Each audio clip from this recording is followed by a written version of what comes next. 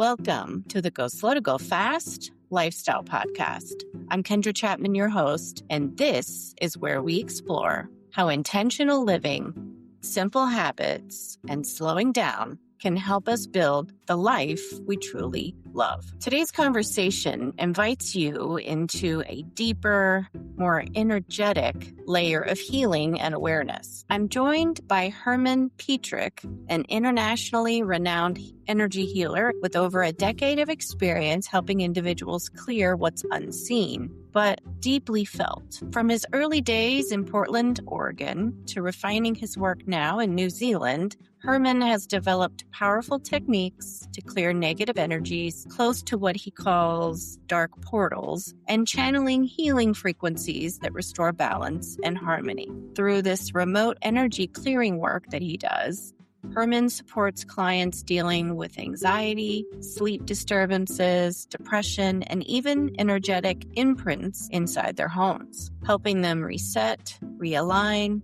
and reconnect with who they truly are. This conversation is expansive, thought-provoking, and it may stretch the way you think about healing, energy, and personal responsibility in your own life. So just take a deep breath, let's get grounded, and dive in. I want to say thank you for joining us today for the Go Slow to Go Fast Lifestyle Podcast. Thank you for being here. And do you want to just kind of share a little bit about how you're going slow to go fast these days? Yeah, going slow to go fast. I like that term. Yeah, how I'm going slow to go fast is I make sure I recharge myself by taking time for myself daily, whether it's sitting in silence for 10 minutes when I wake up or same thing in late evening before I go to bed. It just gives me a sense of who I am and helps me reconnect to who I am. So in my fast-paced world, it helps slow me down to make sure that I'm operating from my heart space. So that's how I do that. Yeah. And I think, there are a lot of people out there right now listening and watching that are probably wondering, well, what might that look like? Do you just sit in silence and just kind of go through your day? Or do you have like a mantra that you say? Do you have like a certain routine? Yeah, so I don't really use a mantra as much. I sit down in a comfortable chair and I focus on breathing in and breathing out. And as a thought will pop up on something that happened from the day before, something that I need to do, I try to shake it off and then refocus what it feels like inhaling and what it feels like exhaling. And I try to do a deep inhale and a deep exhale that are like 5.5 seconds in, 5.5 seconds out, breathing through the nose. And that really works well for me because it just relaxes me and helps me get into the zone where I can just focus on the breath and avoid any thoughts that want to start running on me. And I think focusing on that breath is really helpful. It helps us to slow down and regulate. And, most people listening and watching may not know how to do that, but it might be as simple as breathing in for so many seconds, right? And then holding it for so many seconds and then exhaling and then waiting for so many seconds. I know some people call that box breathing. You can change the number. It doesn't have to be a set process. It's just what your body is telling you, right? Yeah. There's been like studies for thousands of years on the breath work, and the 5.5 seconds seems to be optimal for your health and well-being. In fact, a lot of mantras or chants from the Eastern Buddhism, in particular, the monks, the chants are and the mantras are typically helping you focus breathing in 5.5 and breathing out 5.5. But you can do however you want to do it. Just taking the time and doing it. There's no right or wrong way. Now, a lot of people sometimes will want a little mantra or a little music to just help calm things, and that's perfectly fine. But one of the points I want to make is if you do sit down and do it, and let's say you sit down and you're going to try to get your 10 minutes in or 5 minutes or 20 minutes, whatever, and you have a thought and you let it go and you go back to the breathing, well, you're probably going to have another thought in another 5 to 10 seconds. That is 100% okay. Just recognize it and go, go back to what it feels like breathing in and out. And over time, you do this, you'll get stretches of a minute, a couple minutes, 5 minutes, and who knows, you may even get to 10 minutes. But sitting, like I've been doing this for years, and I'll sit down for 10 minutes and I'll have several thoughts come in. It's about resetting myself to go, oh, there's a thought, I have to focus on the breath. So it's not a competition, and it's not about beating yourself up. It's about connecting to yourself. Like you put it earlier, going slow to go fast, because we have to be organized and we have to be intentional in what we're doing. And when I do the breathing, usually before I sit down for the 10 minutes, well, I'll sit down and I'll go, okay, I'll take a deep breath, and then I'll go, okay, what are my intentions for the day? I'll put those out there, then I'll just breathe after I set my intentions. And that's how it works for me. And like you said, there's no wrong way. It's whatever's best for you and what your body's telling you. So I think thank you for walking us through that, because it's helpful for people who might be trying something like this for the first time. Yeah. Yeah, for sure. And just having that habit of doing it. And if you do it, for like 21 days is what forms the habit. So if you can try to do that and then reflect back on, okay, how do I feel now after I've been doing this for 21 days? You'll probably notice you feel a little bit calmer and more connected. So you have been working in the wellness and energy healing space. Do you mind walking through, for viewers and listeners out there, your story of how you got into this space? Yeah, sure. So I got into this space roughly 15 years ago. I'm from Portland, Oregon, and I haven't lived in Portland for a while. I left when I was like 18, 19, and I lived in Utah and Idaho, and then moved to New Zealand in 2009. And when I was in New Zealand in 2009, that's when things kind of shifted. It was more like about 2011, 2012 when things really started to shift for me. But I never planned on being in this type of work. I always had like a professional job, and it came out of nowhere. It was almost instinctual.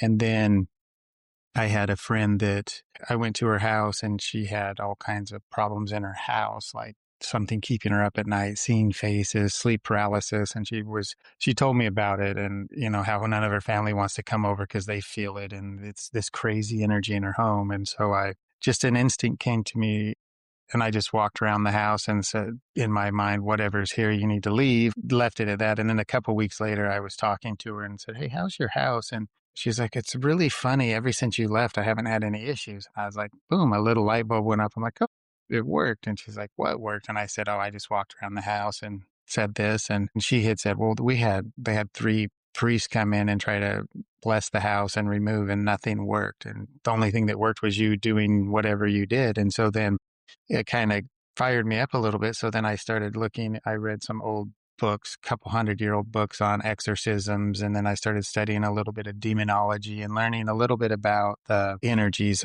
I grew up in a very Christian household. So my foundation, I had a good understanding of, the Bible and good versus evil, kind of the story of all time of, you have good versus evil. That was kind of my foundation. And then I just realized that I had this gift to connect with people. And I was telling some friends about it in New Zealand, and they thought I was crazy. They're like, whatever. And I said, look, I can really help people with their sleep, because I was focusing on sleep because she wasn't sleeping. And when I did that, she started sleeping.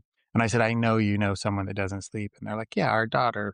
She's 24 years old. Ever since she was 14, has had nightmares, and she sleepwalks. She gets about 3 to 5 hours a night because she's tormented. This has been going on for 10 years.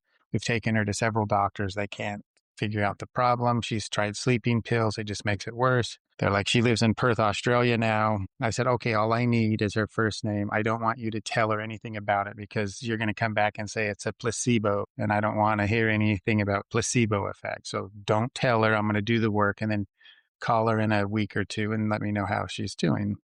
After about a week or so, they called and they're like, we can't believe it. She's no nightmares, and she's sleeping 8 to 10 hours a night, and just going on and on about how the shift in her daughter. And I was like, yeah, see, I'm not so crazy anymore. And the mother I worked on her as well, but didn't really tell her. And she said, I think you worked on me, because I've slept well the last 2 weeks, and this is the first time I haven't used sleeping pills in 20 years. And I was like, see? And so that's kind of how it started. And then they told some people, some parents, and then I get a call from a family that has a 5-year-old boy, nightmare since he was 2, won't even walk down the hall by himself. And they said, "Hey, we heard you can help with our son." And I'm like, "Sure, what's going on?" And I told them the process, and they kind of were, I did a little Skype call and they're scratching their head. That's weird. And I'm like, "Yeah, well, it works." And so they said, "All right, let's give it a try." And obviously the 5-year-old son wasn't involved in the process, did the work. The very next day they call me, "Oh my God, I can't believe it. Our son slept last night, no nightmares. And he slept in his own room. He never sleeps in his own room." It just completely changed his life. And so then I started getting phone calls from other parents. They just started talking locally. And then, so I thought, I need to get some information out there. So I created my website. I just kind of wrote the website, and I still have the same website. The graphics and stuff changed, but all the wording is exactly the same. And it's been effective ever since. And so I left my day job and I do this work as my full-time job. I don't really view it as a job. It's more like a life purpose for me because it comes with so much ease, and it makes me feel good when I can connect with people and help them. It really evolved from sleeping issues to working with a lot of people. I work with people all over the world because it's all remote, and I'm dealing with people that are suffering from curses and hexes and spells, and people that need soul retrieval, and just all kinds of craziness that I didn't even think existed. You hear stories, but it's like, oh, whatever. But in the work that I'm doing, there was no instruction manual. So I didn't go through a training course. It was all instinctual. And over the first couple of years, it started to just evolve. I started changing my process and getting better and better and better. And now I have it down pretty good where it's a pretty solid process because I've been doing it long enough. And I've worked with so many different people. And I do like a lot of the clients I don't talk to, but I do like to talk to people after the fact just to get their feedback on follow up, how they're doing, and hear their stories. But I was doing a lot of volume. Like I was getting 30 requests a day for work. Like it was just massive. I could hardly keep up. It slowed down since with all the algorithms against holistic work. So it's harder to find me than it used to be. My business has shifted because I'm not supposed to talk about anxiety because I don't have a pharmaceutical drug to mask the Yeah. problem. So I got to connect with a lot of people in the last year and a half. I'm still operating, but it's been slower because I have zero traffic going to my website these days. When I was getting, like over 30 emails a day, and to now I get an email once every couple months. Like that's the difference. When AI started, people started using that, and you can't really market on AI just yet. And Mhm. so I'm kind of in an in between. And so I thought, my voice needs to be heard. So I started getting on podcasts, and Mhm. so that's where I am today. But that's a long answer on how I got into the business and where it's evolved to. But it's definitely a life changer for me because I've become a better person because I'm out of that ego and more into the heart. And it's not a just snap your fingers and you're going to get there. It's a practice. It's a process. And there's not one aspect to it. All of the other aspects are, you've all heard mind, body, soul, or mind, body, spirit. You got to do things for your mind, your body, what foods you're eating, the exercises you're doing, your thought processes and stuff, all of that. And we're in a really interesting time, the last, 15, 20 years where, people are online. People are so well connected. They always have a phone in their face or an iPad or a watch, and they're just connected to programming from the social media, programming from the video games, the TV shows, the news channels. And it's like we're just inundated with this information, and it's just a instant information, anything we want. We get it right now. And so I feel like the more we're connected like that, the more disconnected we become from who we are. And it creates a lot of anxiety in people. And that's where taking time for yourself and working on your inner balance is going to help, people get rid of that anxiety and connect and then make a difference for the people around them. But it's a very interesting time we're in, and it's shifting very rapidly. Like I think the next couple of years is going to be a massive shift, and even more so after that. It's just the way times are changing, but there's a lot of positive to it, but sometimes change is pretty scary. So what can we do? We just need to go within ourselves and go, okay, here I am. Yeah. That was a great explanation of how you got started because, like you said, you weren't trained. You were helping a friend with sleeping issues. So I just find that fascinating. And I have two questions that kind of came to mind while you were sharing. One, did you, in your process from the beginning of where you helped a friend to where you started working with more clients on the regular, did you get downloads or the inspiration to do the practice that you were perfecting along the way? Did you hear it? Was it just an inner knowing? Like, which clairs do you think you were using through that process? It's more of an inner knowing, and I always surprised myself because I would like someone would email me and I wouldn't even see or talk to the person and I would know, oh, yep, they have this, that, and the other. And I'm like, no, that's not, how am I? I'm just making this stuff up. So I'm just making this up. I'm just making it up. And then when I talk to people, they're like, whoa, you really, and I'm like, oh, I am. Okay. I mean, it's really bizarre. And it's still like that today. I think my intuition is heightened a little bit. But what I've found is, it's more of a, like that sense of knowing, but I have a lot more confidence in it. And I've worked with so many people, and believe it or not, a lot of these energies that people have attached to them is very similar. They operate in the same ways. They affect people differently, and there's different Yeah. levels of it because to me, they go in volumes. It could be one, it could be 1,000, right? And so let me just break down what I do. Hmm. So the main thing that I do is I remove what I call energetic parasites from people. So negative energies, people have different names for them. There's several different types. Every religion has their own nemesis. There's like the demonic energy. Hmm. There's the gin, there's so many different things and there's so many different types of these things. And so trying to keep track of all of that is just ridiculous. And so and how I work is when I work with people, I'm using the power of my intent. So it's me focusing on the person and using my intent to remove what's there. And so I classify anything that's attached to someone is an energetic parasite. And the reason I call them parasites is because they're feeding on our energies. They have this crazy ability to manipulate our thoughts and our emotions just so subtly, right? And it gets bigger and bigger. And they feed on our fear and our anxiety, but they're manipulating our thoughts and emotions to create the fear and anxiety. So they're like really stirring up, they're harvesting your energy for their food, so to speak. And Hmm. so, um, and so I just call them parasites, energetic parasites. I don't get into the details of what this is, what type of this or what type of that. It doesn't matter. If you had a mosquito on your back and I came and I just swiped it off, we're not going to get into a philosophical conversation about why is it there? Why did it choose me? How long has it been there? What is it doing? What does it want with me? It's a Right. parasite. You're It not doesn't worried about the why. You're just worried about clearing it out. And we're not worried about the what it is because it's a Hmm. parasite. And so a lot of people talk about needing to know the name of the thing or what type it is to remove it. It's like that's to me, maybe for them, but for me, it doesn't work that way. It's a parasite. I set my intent to remove everything that's there and then it happens. But the end result of my work is about helping people connect to their true self because what's happening is these energetic parasites are keeping us disconnected through our thoughts and our emotions. And then they create blockages and stuff. And when things aren't flowing. So my practice is clear the energies from the person and the place because they're like parasites. If you have some, your home does and vice versa. Then once I do that, I do a healing and it's all done through the power of my intent.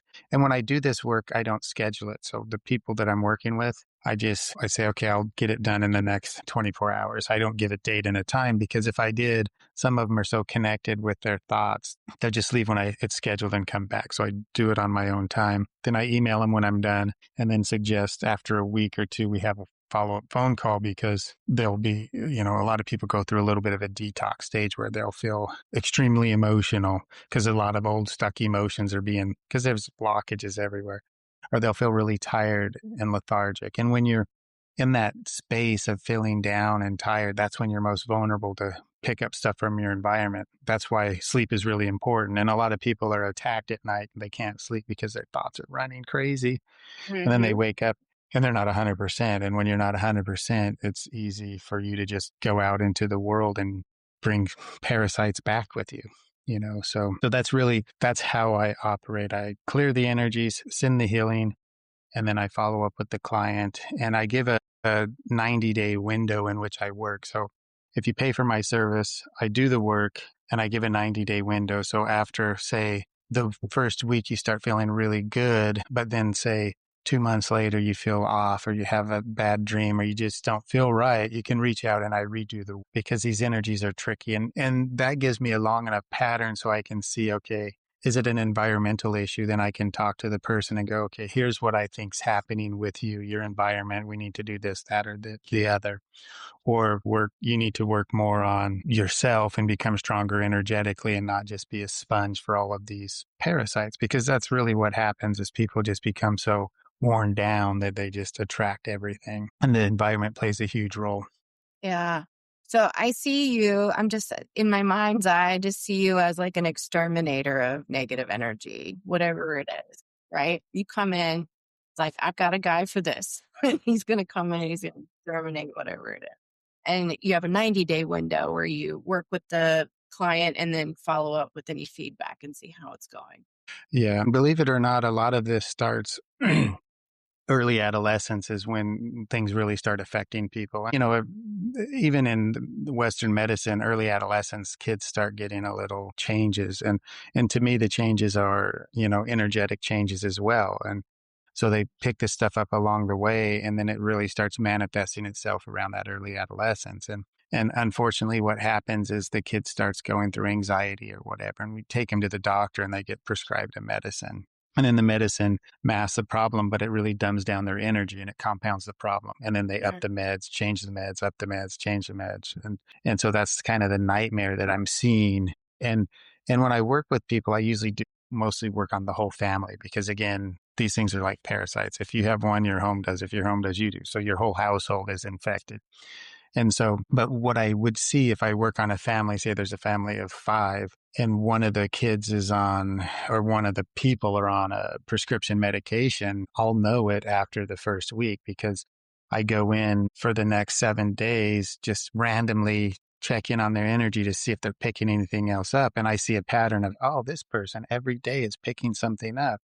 And then I'll email, hey, let's have a follow-up call. And I'll talk to them, say, hey, so-and-so, are they on meds? Oh, yeah, they're on blah, blah, blah. And they're like, how did you know? And I'm like, well, because I can see a pattern of, these parasites coming to them. And when we're taking these drugs, it really it wrecks our energy. And so the drugs are helpful for some people, but they're meant to be like a very short term. But unfortunately, it's a big money game. So they become this lifelong, people are seeing the dollar signs and not really fixing the issue. And this is where I struggle with booted off of YouTube or whatever social media for voicing my opinion on this. There's so many algorithms out there that work against holistic practitioners that they've really locked it down the last couple of years. And it's just been, it's probably been like 5 years, really since the COVID days. It's gotten a lot worse, but my YouTube channel has always been a resource for my clients. So when I do my work, I send a list of this is what I did, and everyone was having the same question. So I put a YouTube channel with little short videos, like 5-minute videos on what is a cord connection, what is a soul tie, what is soul retrieval, what is a thought program, and how do you work on your inner balance. So little tips and tools. And so I'm like, well, I guess that means the universe doesn't want me marketing on Meta. And so somehow I managed to keep a Instagram account that ties to Facebook, but I don't have the ability to get into Facebook and do the ads through there. It's really weird. There's a lot of haters out there that think I'm evil. And so when you expose yourself out there, people can write all kinds of stuff about you. And when they don't even know you, it's just unfortunate. And so I've always stayed away from putting myself online where people can make comments about who I am, because I was working with so many people with so many problems, and I'm working against so much darkness, and the darkness always finds a way to attack. And And so I've always stayed away from that, but I just created a business profile and trying to work on the SEO side. So the organic stuff. But I mean, how many people stopped using Google search over the last year and use like Chat GPT or whatever AI, and so it's like, it's, it's hard to get the traffic, where it used to be a little bit easier, but I imagine things will change. Yes. I mean, I feel it. I would say I'm intuitive more than educated in how everything is going to change in the next 5, 10 years. But I feel like something is definitely coming where it's going to be completely different. And so anybody working in the light and working, you know, with positive intentions are going to have their reach and people are going to find you. I think, I'm not one that really believes that there is, I mean, I grew up Catholic, but I don't really believe that there's a hell, um, that's separate from our current reality. I've always Like, kind of where are felt we like right now? this is it. And we could choose to make it the reality we want. I've studied a lot of different religions and spiritual,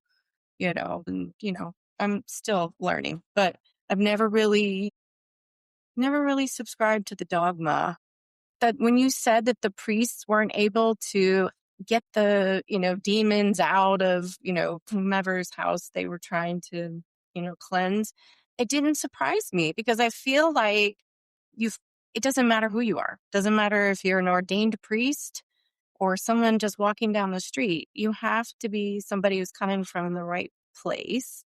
You have to have that positive intention and you have to really go with that flow of energy.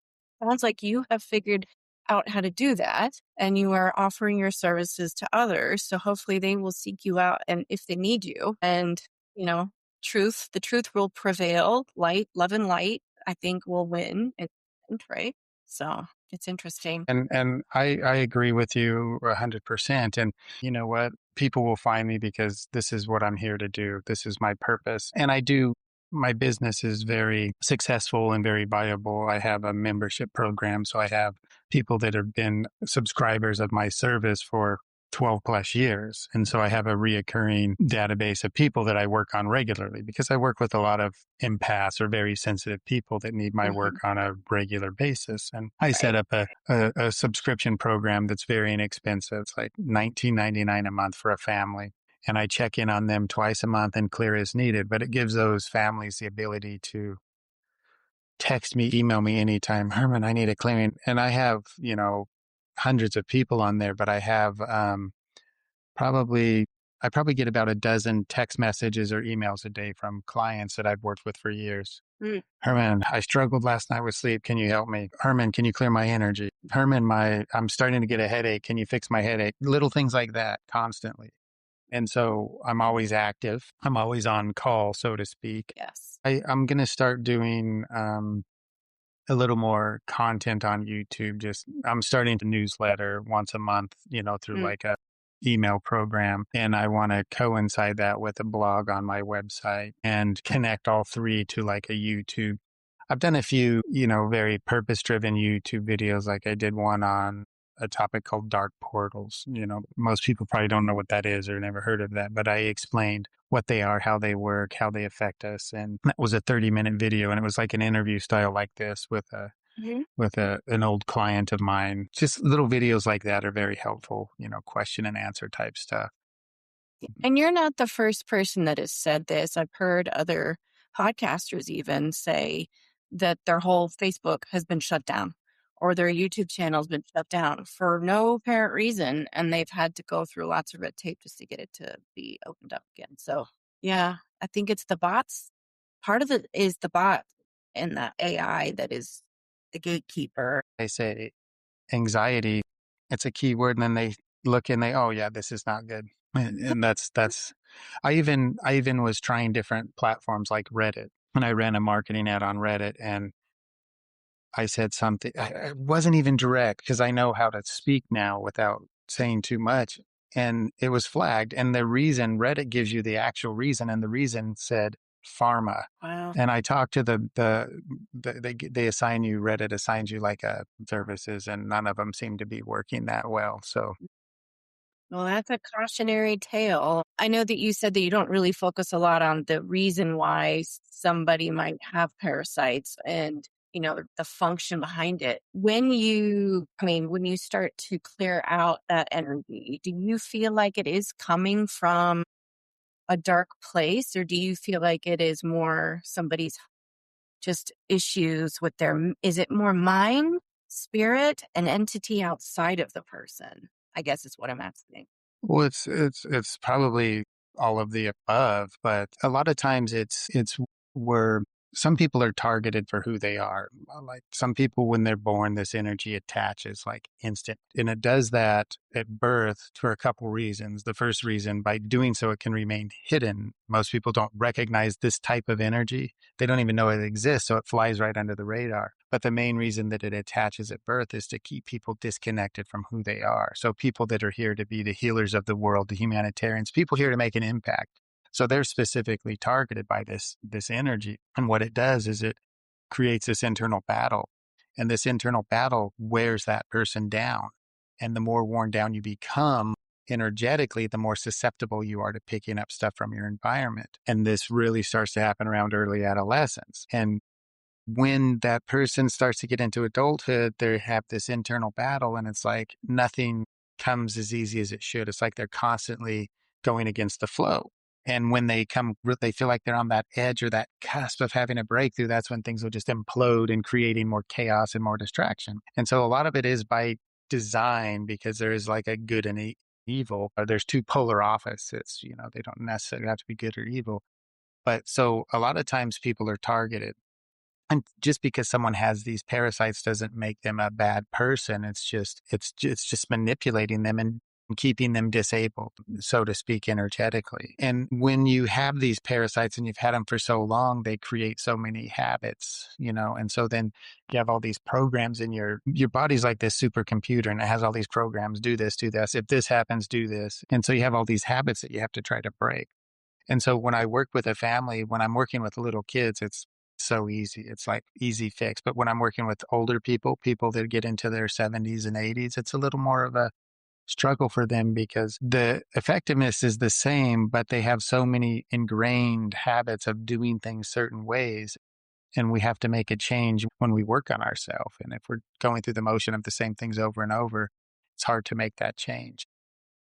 Would you say there are layers of energy parasites in somebody who hasn't has been on the earth for a while, but hasn't had any kind of energy clearing? Yeah, but people deal with them differently. Some people can go their whole life and not be too affected, or just more internalize it. But then there are some heavier parasites, like, we talked about the mosquito. There could be one carrying malaria versus one that doesn't. So there are different levels, and they can cause physical issues. You know, a lot of people with headaches and migraines is usually an energetic issue. And so it's just they just affect people differently, and the quantities, if they have, some people will have, you know 20 or 30, and some people have 100, 200, 300. It's just, and it just builds and builds and builds, and so until it really implodes. And when the implosion happens, usually it's a breakdown mentally or a physical issue. And then you get through the crisis, but you don't look at it from an energetic standpoint. And then it changes the person's course of their life, and then it happens again. And so it's just part of the maintenance program for your body, is working on it, working on the inner balance part. Go. Can you offer any words to listeners and viewers out there about any ways of protecting themselves from outside entities, any kind of energy protection that people could practice? And then also how to find you and work with you if they're interested. So work on your inner balance, take time for yourself. Like we talked about in the beginning, taking time for yourself and breathing, that's the first step. Think about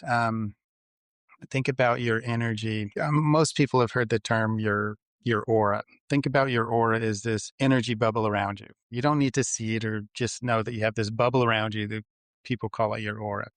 We're going to call that a invisible force field, like in the sci-fi movies. When we're working on ourself internally, we're working on our inner balance, we're eating the right foods, diet, exercise, all of that.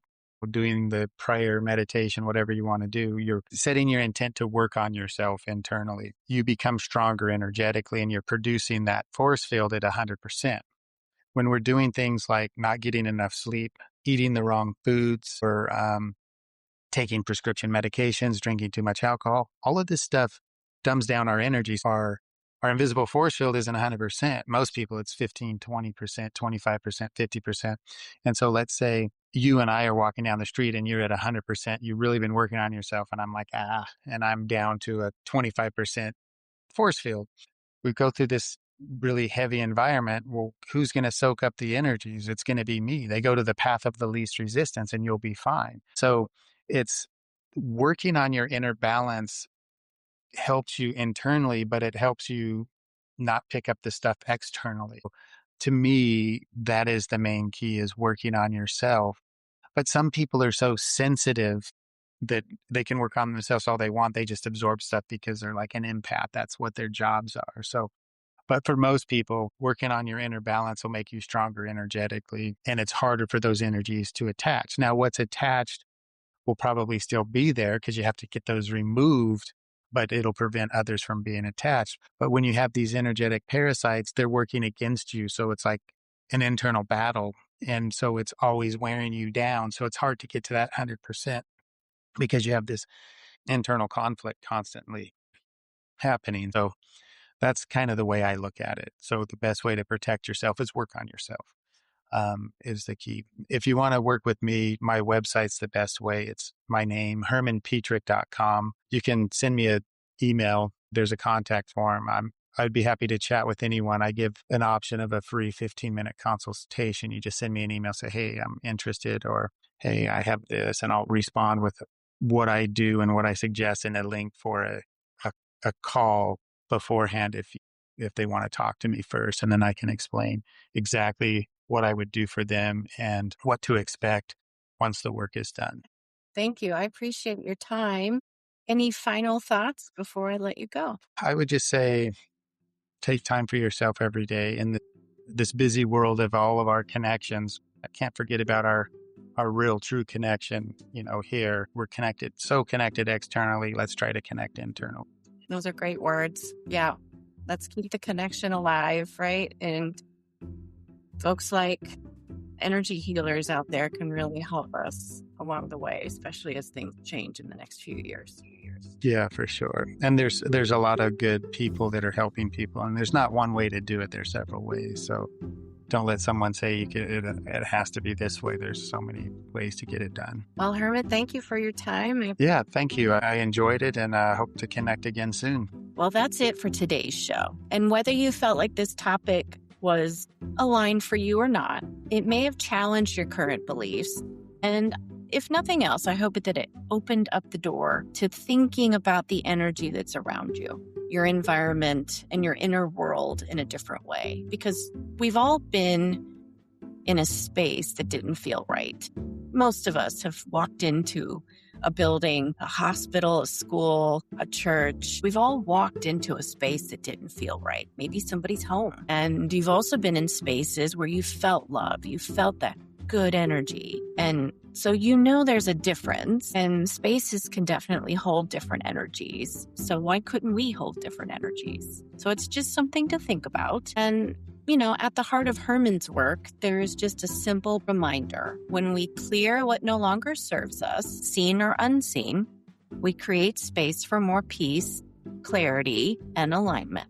So that's really what Go Slow to Go Fast is all about. If this episode resonated with you, be sure to share it with someone who might need it. And don't forget to subscribe so you never miss an episode. Until next time, take a moment to slow down, tune in, and trust that the more intentional you become with your energy and your thoughts, the faster you'll move toward the life that you're meant to live. So as always, remember, the light in me honors the light in you. And as you head into the rest of your week, let your light shine through. Go slow to go fast, and thanks for listening.